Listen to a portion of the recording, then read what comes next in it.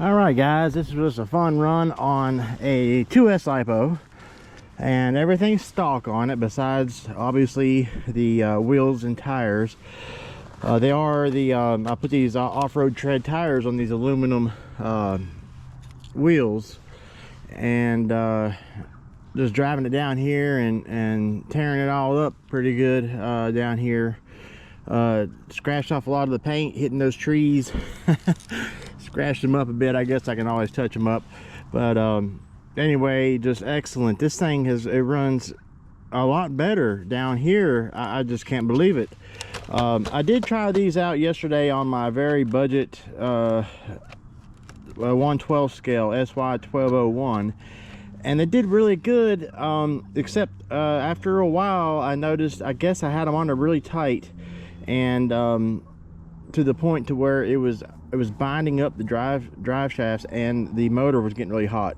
But it also to the point of where the whole center drive shaft would spin, and it was like it would kind of wobble a little bit and clank and smack against some of the plastic inside. So I decided to take those off until I put some like metal hexes. It seems like the hexes, I think, on it are a little bit too flexible plastic, and it was just kind of smashing down against the axle. I'm not 100% sure, but if I try some metal hexes, it might fix it. I can always try that out. But in the meantime, I noticed the tires were almost the same size of these tires, and there's the stock tires on this. You can't really see the way they're mounted on there, but these were just barely, just slightly, just a little bit bigger around, just barely, and they're about the same width, maybe a little bit skinnier, and that really helped it stay inside the body, because if I put a really wide tire on here, I'd have to trim that body up. But now the wheels are able to turn inside that body underneath, so these work just perfectly fine on this RC. And the extra traction they get really did help, because the stock ones, I can't tell, I don't know if they have foam, I can't really tell.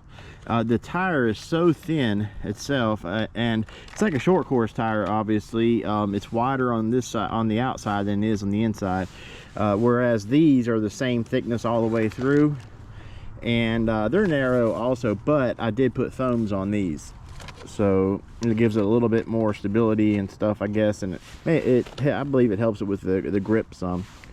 But anyway, let me know your thoughts, of this RC. If you like it, you got any questions for me, hit me up in the comment section. I hope you guys enjoyed the video. If you did, please hit that like button. I really greatly appreciate that. That's the best thing you can do for me. It helps my channel out, and it helps this channel grow, and spreads out the videos to other people. But I do love the way this thing flexes. It's got oil-filled shocks.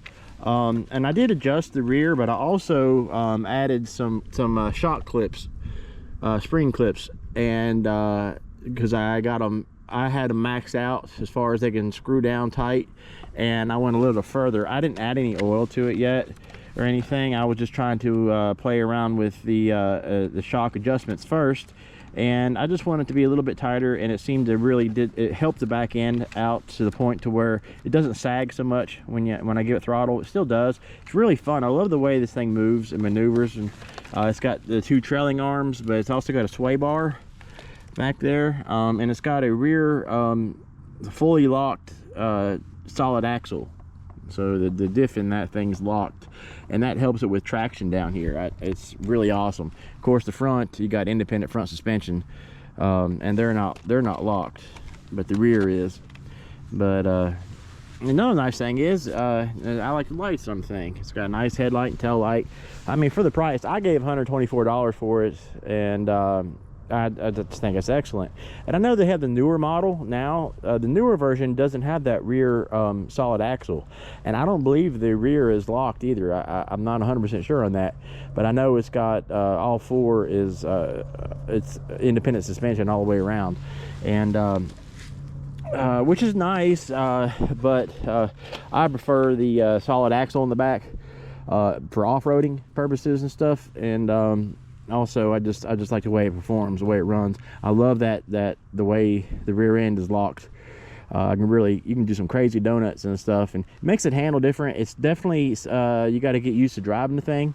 Now I know the new version also has a gyro, but I do have a gyro I can put on this. But as long as you give it the throttle just right and stuff, it doesn't really need a gyro too much. I can see where it can help in certain moments, probably on road and drifting. It can probably benefit from a gyro. But I'd have to put my drift tires on this thing and try it out. I haven't tried it out with drift tires yet. I'm sure it'll drift really good. It'd be a lot of fun, especially with that rear lock diff. But all right, guys, let me jump up off here, and hope you guys enjoyed it. Like I said, if you've got any questions, hit me up in the comment section. And as always, guys, thank you for everything.